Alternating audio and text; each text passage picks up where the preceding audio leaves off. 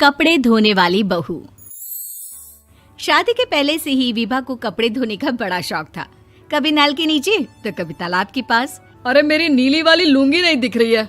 विभा की अम्मा, कहाँ रखी है लुंगी? अरे वो तो विभा ने परसों ही धोकर रखी थी आपकी अलमारी में, देखो वहीं होगी। वो ना मैंने आज धो दी, मुझे लगा कि गंदी हो गई होगी। अरे कैसे गंदी हो गई थी? उसे तो मैंने पहना भी नहीं। हे भगवान, इस लड़की के कपड़े धोने की आदत से परेशान हो गया हूँ मैं। जितना तो घर में राशन नहीं आता, उससे कहीं ज्यादा डिटर्जेंट पाउडर का खर्चा है।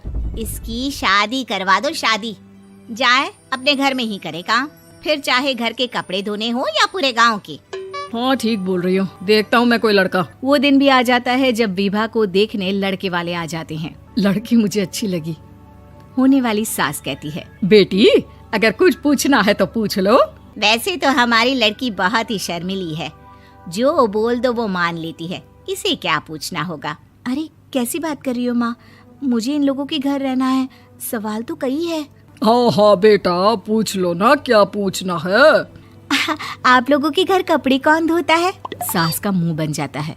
देखो, अगर तुम ये कहना चाहती हो कि तुम्हें कपड़े धोने नहीं आते तो सुन लो, कपड़े मैं ही धोती हूँ, लेकिन तुम्हारे आ जाने के बाद मैं रुमाल तक नहीं धोऊंगी। अरे चुप रहना भाग्यवान, बहू बेचारी घर आई नहीं, उसे डराना शुरू कर दिया।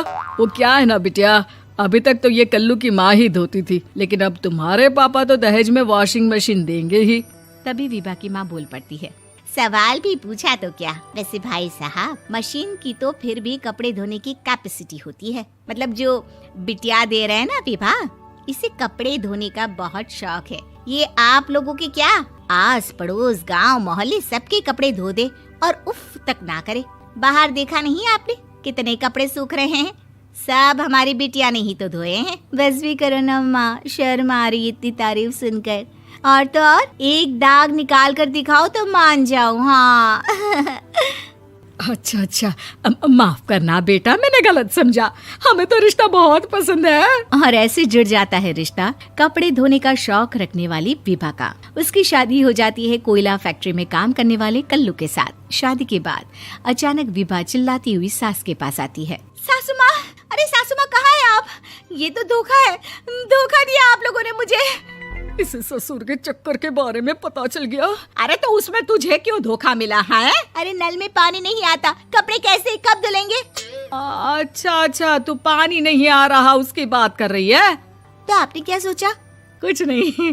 अच्छा, तेरी माँ ने कहा था कि कपड़े धोने का शौक है तुझे, याद आया मुझे। शौक बोलकर कपड़े धोने वाले मेरे जुनून को कम ना आके सासू माँ, कपड़ा धोना मेरा गुरूर है। तभी पति भी वहाँ आ जाता है। अभी मैंने इसे सनी देओल की फिल्म दिखाई है, उसी के डायलॉग मार रही है माँ। अच्छा सुन, साफ साफ बता रही हूँ, पानी सुबह 4 से 6 और शाम को 10 से 12 आता है, समझी? विभा टाइमिंग सुनकर हैरान हो जाती है। ये क्या भूतों का मोहल्ला है? सुबह 4 बजे उठकर कौन कपड़े धोता है? 4 बजे टंकी में पानी जाता है, फिर सारा दिन धोना ना, किसने मना किया? अरे कैसी बात कर रही हैं? 200 लीटर की टंकी में कितने कपड़े धो लूंगी मैं? सुबह ही उठ जाऊंगी मैं। अब क्या था, विभा सुबह 4 से लेकर रात के 12 बजे तक कपड़े ही धोती रहती। एक रोज सास पड़ोस से निकलकर कहीं जा रही होती है कि साथ वाली कहती है, हाँ कल्लू की माँ, जरा ये बताओ कि 2 साड़ी है, 2 ब्लाउज और एक पेटीकोट और एक नाड़े वाला लंबा कच्छा। हाँ तो? अरे तो क्या, कितना लोगी धुलाई ये बताओ। धोबन दिख रहे हैं हम क्या?